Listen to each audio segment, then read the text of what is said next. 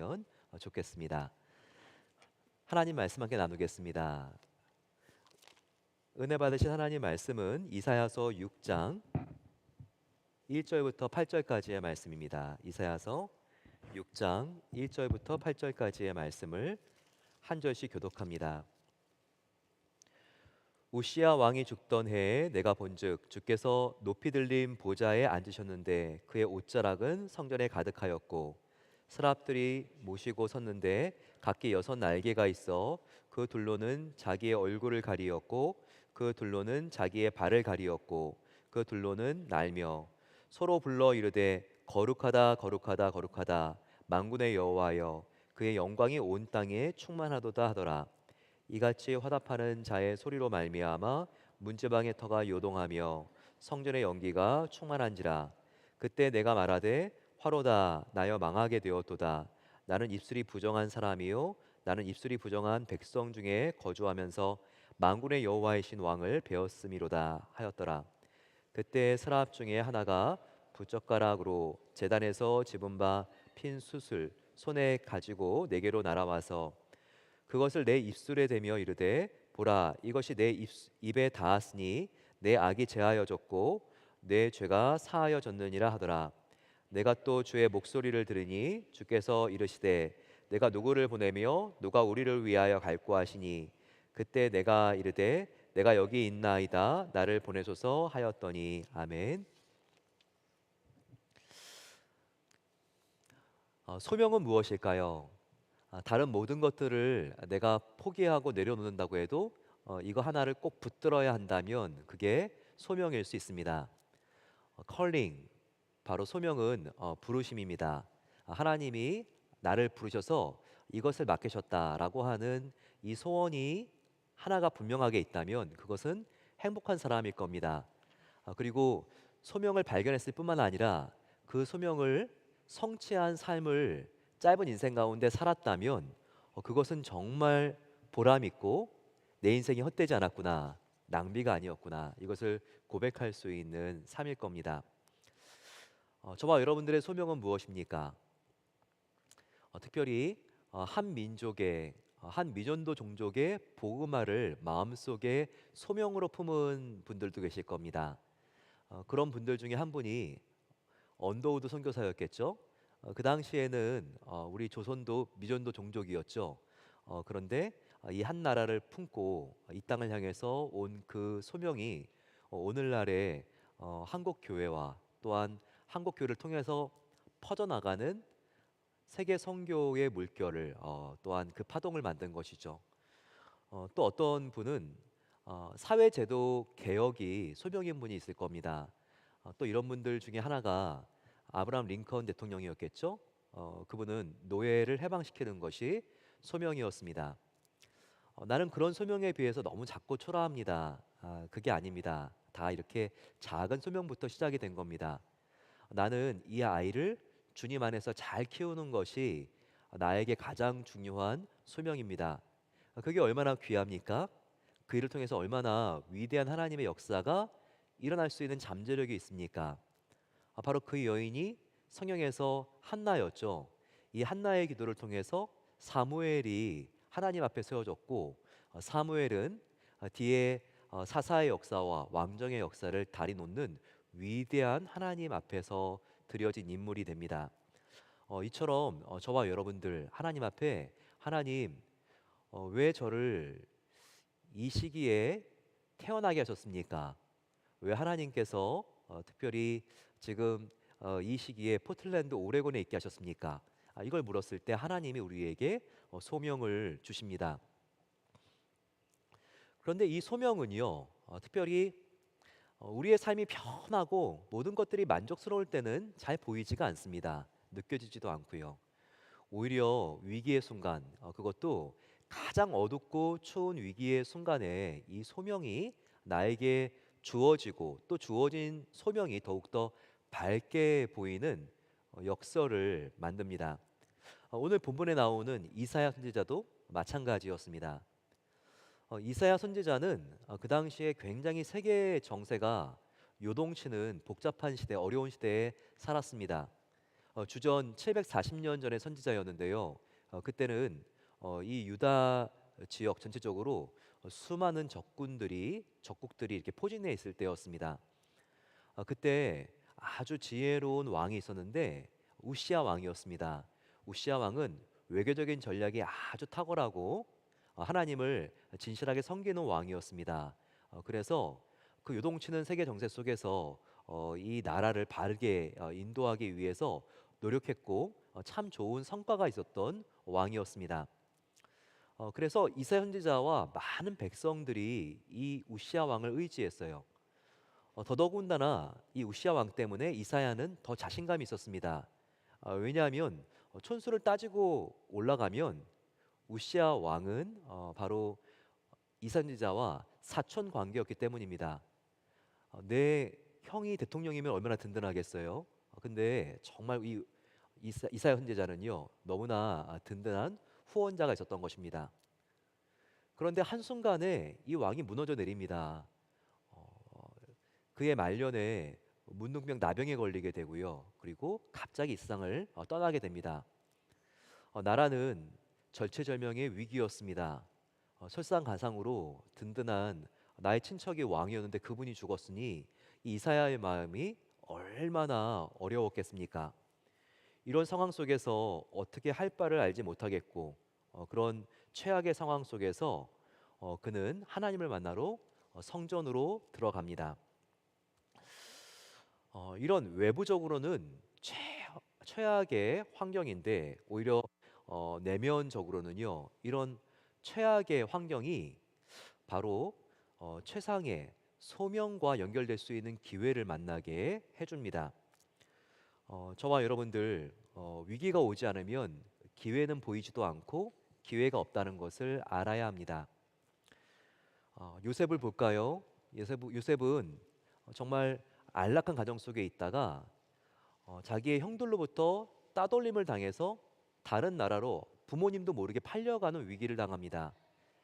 그리고 그 위기 속에서 그는 특별히 정말 뭔가 잘해보려고 하는데 오히려 오해로 감옥 속에 들어갑니다. 하지만 그가 낯선 나라로 팔려가지 않고 감옥에 들어가지 않았으면 가족들을 구원할 그 이집트 제국의 총리가 될 수 있었을까요? 위기가 기회를 만든 겁니다. 또한 다윗은 어떻습니까? 골리앗이라고 하는 위기가 그를 왕이 되게 하는데 얼마나 결정적인 기회가 되었습니까? 바로 이것입니다. 우리는 위기를 통하여 하나님이 우리에게 예비하신 소명과 연결될 수 있는 기회를 붙잡게 되는 겁니다. 그런데 이 위기가 그냥 기회가 되는 게 아니에요. 위기는 위기로만 끝날 수도 있습니다.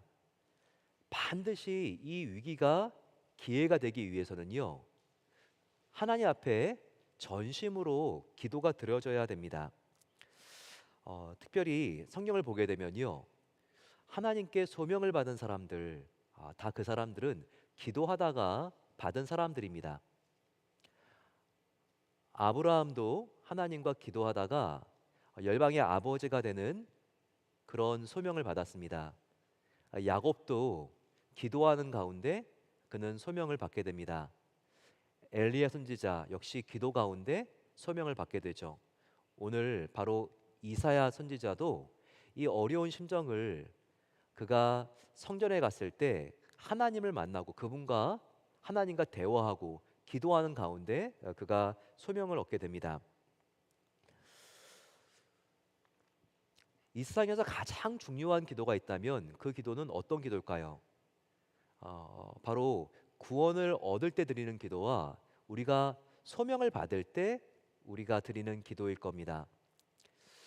우리가 처음에 복음을 듣고 내가 예수님을 믿기로 작정합니다. 특별히 구원의 기도를 드리는 것 이것은 우리의 영적인 호적이 바뀌는 것이죠.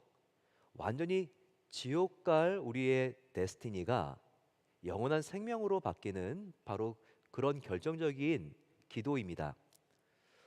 또한 우리가 소명을 얻기 위해서도 하나님께 기도를 드리게 되는데요.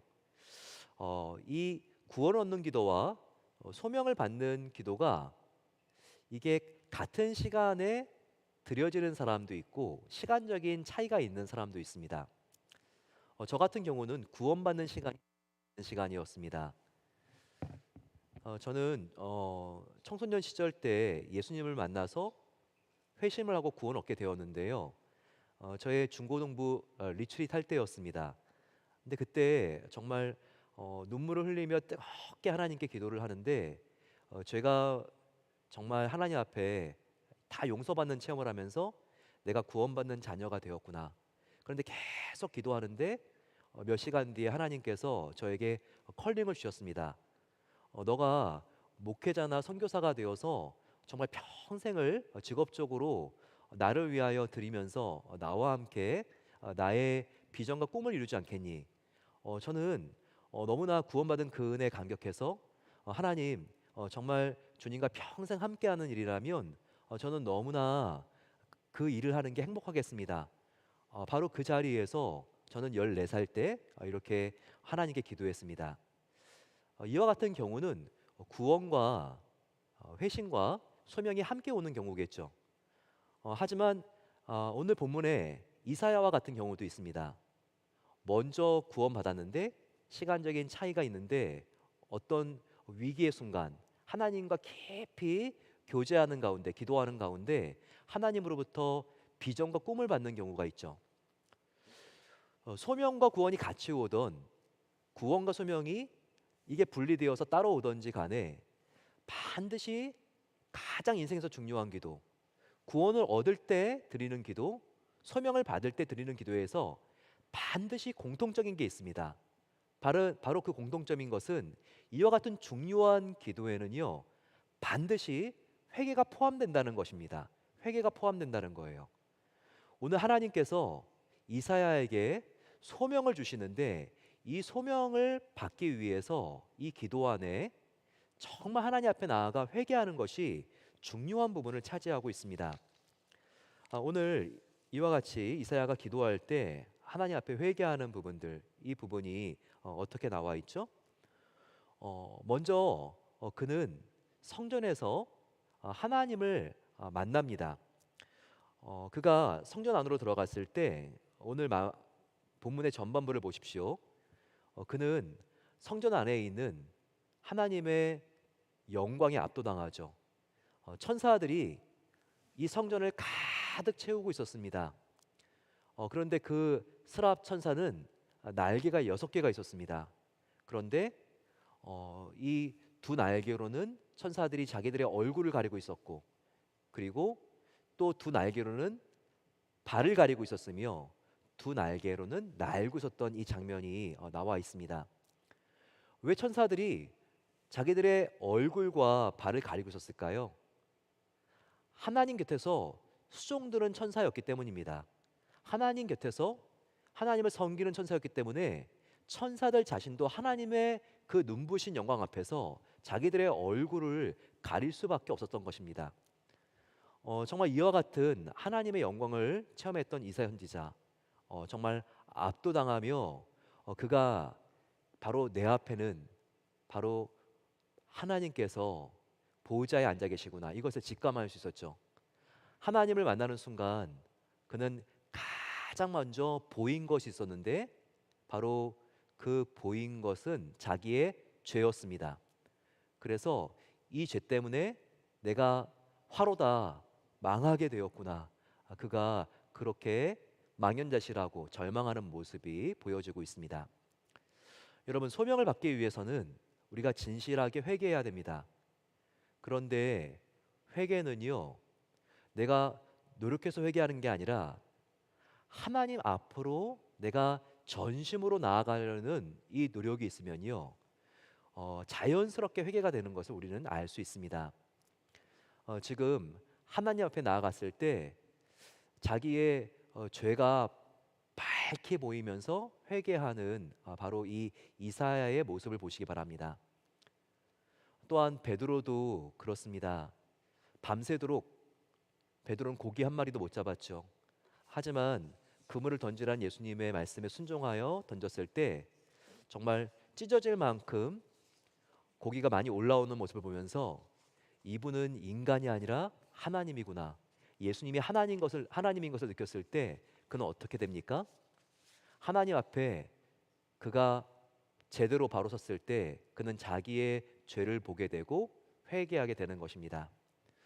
저와 여러분들 하나님 앞에 새로운 마음을 가져야 됩니다. 하나님은 새로운 소명을 주기 위해서 내가 아무렇게나 그렸던 도화지를 사용하실 수가 없어요.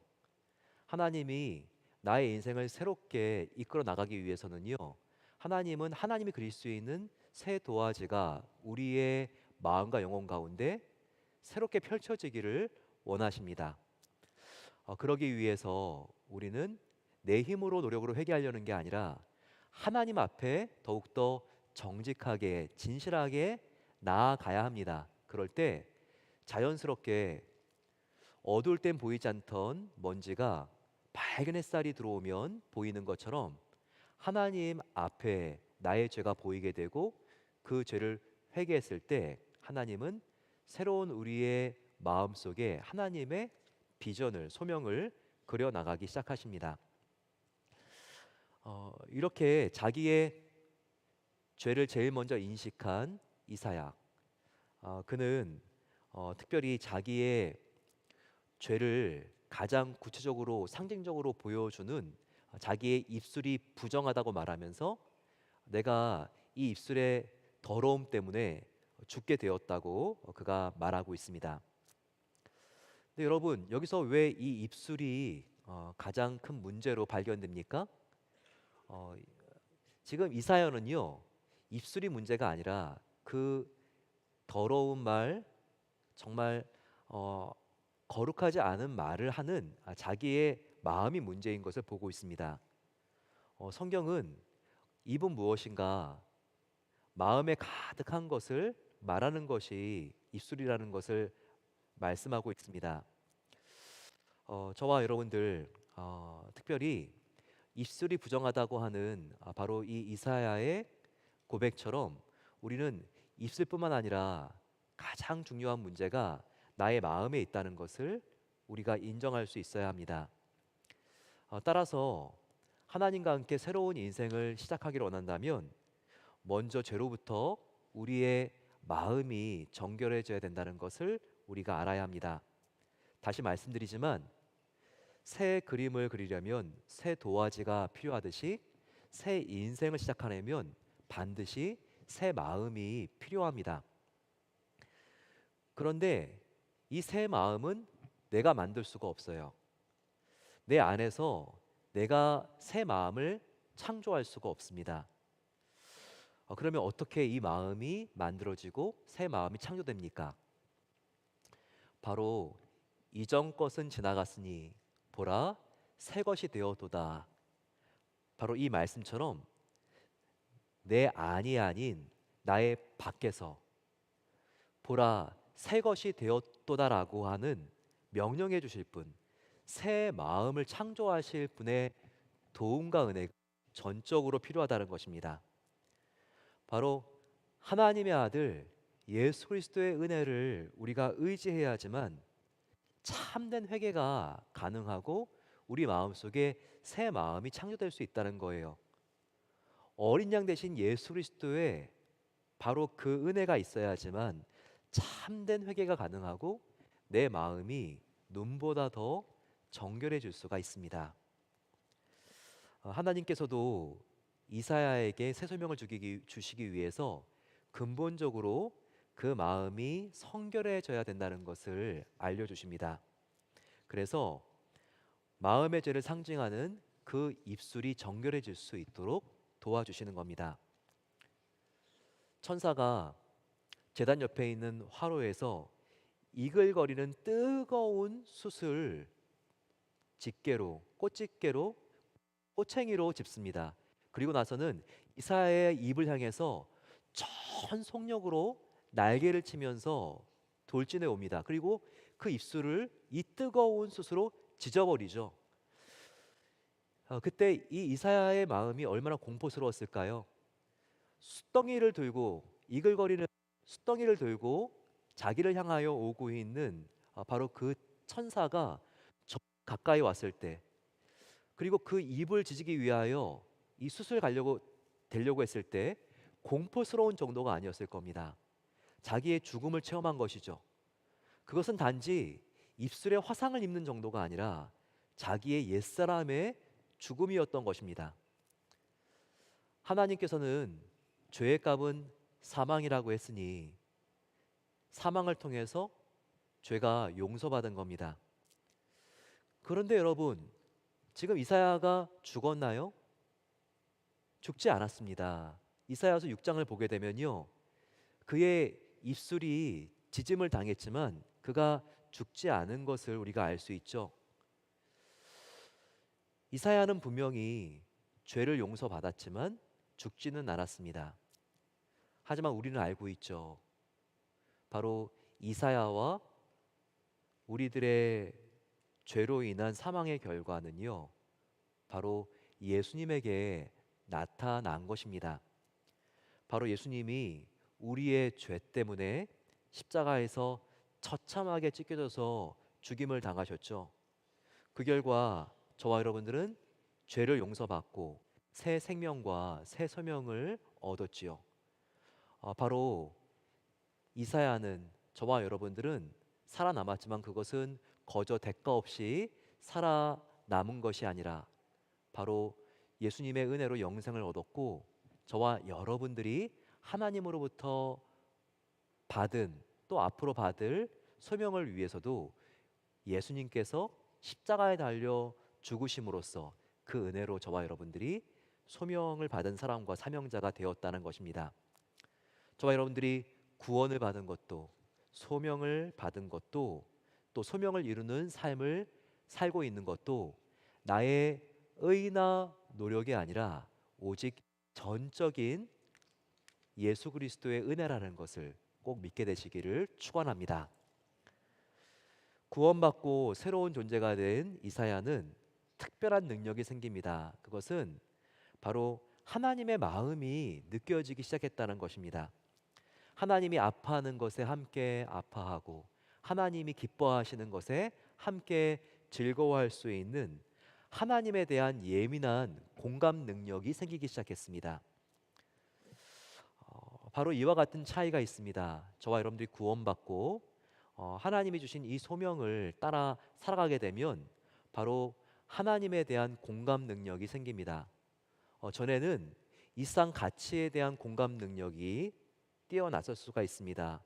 그래서 일상의 가치관들, 뭔가 부동산 시세나 주식 시세 이런 것에 공감 능력이 뛰어났을 수가 있죠. 혹은 승진 발표, 옆집 아이의 어느 대학 갔는지, 성적이 얼마나 올랐는지, 오히려 이런 것들이 더욱더 나에게 예민하게 느껴지는 그런 경우도 있었을 것입니다. 하지만 구원받은 은혜가 크면 클수록, 또 나에게 주신 하나님의 소명이 감사하고 그 은혜로 넘칠수록 이와 같은 세상적인 가치관에 대해서는 둔감해지고 우리는 하나님에 대한 공감 능력이 생깁니다.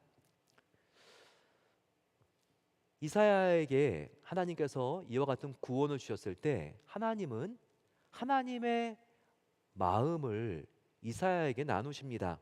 8절 보시게 되면 내가 누구를 보내며 누가 우리를 위하여 갈고, 하나님이 안타까워하십니다.